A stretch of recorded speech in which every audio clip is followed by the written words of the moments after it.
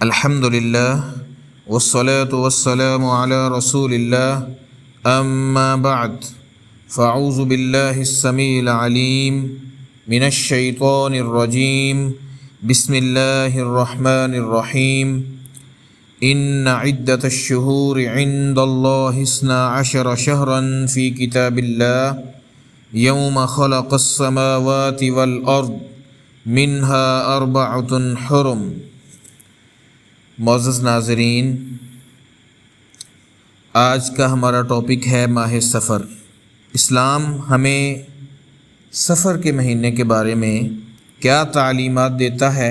سب سے پہلی بات، سفر کے مہینے کے بارے میں قرآن میں یا احادیث کے اندر کوئی بھی ایسی بات موجود نہیں جو اس کی فضیلت کے اوپر دلالت کرے۔ اللہ رب العزت فرماتے ہیں کہ اللہ رب العزت کے ہاں مہینوں کی تعداد جس دن سے اللہ رب العزت نے زمین آسمان کو پیدا فرمایا ہے 12 ہی ہے، اس میں سے 4 مہینے حرمت والے ہیں، اور یہی مضبوط بات ہے، یہی دین ہے۔ ماہ سفر ان حرمت والے مہینوں میں سے بھی نہیں ہے۔ اس کے برعکس اس مہینے کے بارے میں قرآن میں یا احادیث میں کوئی بھی ایسی بات موجود نہیں کہ جو اس کو بے برکت ہونے والا ثابت کرے، یا اس مہینے کو منحوس کہا گیا ہو، یا کوئی بھی حلال اور جائز کام یا انسان کے معاملات میں سے کوئی ایسا کام کہ جس کے اس مہینے کے اندر اسے کرنے سے نحوست آتی ہو، وہ کام برکت سے خالی ہو، ایسی بھی کوئی حدیث موجود نہیں۔ دوسری بات، اس مہینے کی وجہ تسمیہ کیا ہے؟ اس کو ماہ سفر کیوں کہتے ہیں؟ امام خشاوی رحمہ اللہ تعالی، جن کی وفات 643 ہجری ہے، وہ کہتے ہیں کہ اہل عرب اس مہینے میں گھروں سے باہر نکل جاتے، کچھ جنگوں میں حصہ لیتے، جنگ و جدال کے لیے جاتے، کچھ لوگ سفر کرتے، اور کچھ جو تھے وہ اپنی تجارت یا کام کاج کے لیے نکلتے، تو پیچھے ان کے گھر خالی ہو جاتے۔ اس وجہ سے جیسے عربی میں بولا جاتا ہے سافر المکان، خالی جگہ، تو اسی کی نسبت سے، اسی کے اعتبار سے اسے سفر کا نام دیا گیا۔ تیسری بات، اہل عرب کے عقائد کیا تھے اس مہینے کے بارے میں؟ پہلی بات، وہ اس مہینے کو آگے پیچھے کر دیتے تھے، اس کی ترتیب چینج کر دیتے تھے۔ اللہ رب العزت نے اس کی تردید فرما دی اور فرمایا انما النسیء زیادۃ فی الکفر۔ یہ مہینوں کو آگے پیچھے کرنا، ترتیب چینج کرنا، یہ کفر میں زیادتی ہے، یعنی کہ بڑا گناہ ہے۔ اور پھر دوسرا عقیدہ یہ پایا جاتا تھا کہ وہ اس مہینے کو منحوس سمجھتے تھے۔ رسول اللہ صلی اللہ علیہ وسلم نے اس کی بھی تردید فرمائی اور کہا لا عدوى ولا طیر ولا حام ولا سفر، نہ ہی تو کوئی بیماری متعدی ہے، یعنی ایک سے دوسرے کو بیماری نہیں لگتی، نہ ہی بدشگونی ہے کہ انسان کوئی بھی برا شگون لے کر اس میں اپنا مائنڈ سیٹ کر لے اور وہ کام نہ کرے یا وہ کام کرنے لگ جائے۔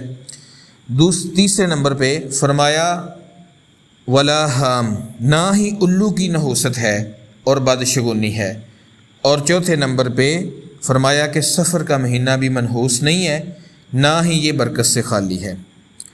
کیا ایک مسلمان مومن شخص اس مہینے کو منحوس سمجھ سکتا ہے؟ بالکل بھی نہیں۔ ایک مسلمان مومن ہونے کی حیثیت سے پکا اور سچا مومن اللہ کے اس مہینے کو، بنائے ہوئے ایام کو منحوس نہیں سمجھ سکتا۔ اس کی وجہ کیا ہے؟ نبی صلی اللہ علیہ وسلم نے فرمایا لا تسبوا الدہر، اللہ تعالیٰ فرماتے ہیں کہ تم زمانے کو گالی نہ دو، وَأَنَا الدَّهْرُ، میں زمانہ ہوں، دن اور رات کا بدلنا آنا جانا یہ میرے ہاتھ میں ہے۔ تو پھر جو شخص زمانے کو، اللہ کے بنائے ہوئے ٹائم، ایام کو، وقت کو برا بھلا کہتا ہے تو گویا کہ وہ اللہ کو گالی دیتا ہے، اور پھر اللہ کو گالی دینا ایک کبیرہ گناہ ہے۔ نبی صلی اللہ علیہ وسلم نے اس کی تردید فرمائی ہے لا عدوى ولا طیر ولا حام ولا سفر، کہ بیماری متعدی نہیں، بدشگونی نہیں، اور سفر کا مہینہ منحوس نہیں، اور الو کی بھی کوئی نحوست نہیں۔ بہت سارے مسلمان جو مسلمان ہونے کا دعویٰ کرتے ہیں، مومن ہونے کا دعویٰ کرتے ہیں، لیکن ان کے اندر عقائد کی کمزوری، عقائد کے اندر ضعف پایا جاتا ہے، اور وہ اس مہینے کو منحوس سمجھتے ہیں، برکت سے خالی سمجھتے ہیں اور بدشگونی لیتے ہیں، اور پھر بہت سارے جائز کام جیسا کہ شادی بیاہ یا پھر اس طرح کا کسی جائز کام کے لیے سفر یا کہیں بھی کوئی بھی کام، تو وہ اس مہینے کو نحوست والا سمجھتے ہوئے وہ کام نہیں کرتے۔ میرے بھائیوں، معزز ناظرین، یہ بات اچھے سے ذہن نشین کر لیں کہ سفر کے مہینے کو برکت سے خالی سمجھنا اور نحوست والا سمجھنا یہ گناہ ہے، کبیرہ گناہ ہے، اور شرک تک انسان کو لے جاتا ہے۔ اور دوسری بات یہ ہے کہ کچھ لوگ سفر کے مہینے کو منحوس تو سمجھتے ہیں، لیکن اس کے ساتھ ساتھ ان کے اندر بدشگونی کا بھی بہت زیادہ کثیر تعداد میں یہ عمل پایا جاتا ہے کہ کسی بھی کام سے بدشگونی لے لی، بلی نے راستہ کاٹ دیا، اوہو آج تو نقصان ہو جائے گا، بنیرے پہ کوا آ کے بیٹھ گیا، آج تو کچھ ہونے والا ہے، آج بلی نے رات کو جو ہے وہ بہت آوازیں نکالی ہیں، کوئی نہ کوئی مصیبت آنے والی ہے، روٹی بناتے ہوئے پیڑا ہاتھ سے گر گیا ہے تو آج کوئی نہ کوئی نقصان ہوگا۔ تو اس طرح کی بے شمار جو ہے نا وہ باتیں پائی جاتی ہیں۔ آج دکان کھولتے ہی کوئی گاہک ادھار لینے آ گیا ہے، آج سارا دن ادھار والے گاہک ہی آئیں گے، آج سارا دن جو ہے وہ کسٹمر ادھار والے ہی آئیں گے یا آئیں گے نہیں۔ نحوست ڈال دی شخص نے، میں یہ کام کر رہا تھا، میں نے اس شخص کا چہرہ دیکھا تھا تو نحوست آ گئی، میرا یہ کام ہی خراب ہو گیا۔ تو میرے بھائیو، یہ شرک ہے۔ نبی صلی اللہ علیہ وسلم نے فرمایا الطیارہ شرکن، جو بدشگونی ہے یہ شرک ہے۔ اور ایک حدیث میں آتا ہے کہ رسول اللہ صلی اللہ علیہ وسلم نے فرمایا کہ تم میں سے کسی کو بھی بدشگونی، اس طرح کا شگون اس کے کام سے نہ روکے، اور جس شخص نے کوئی کام کرنا چاہا اور اس نے کسی شگون کی وجہ سے بدشگونی لیتے ہوئے وہ کام نہ کیا، آپ صلی اللہ علیہ وسلم نے فرمایا اس نے شرک کیا۔ اور اس کو دور کیسے کیا جائے؟ اس میں دو اہم باتیں ہیں۔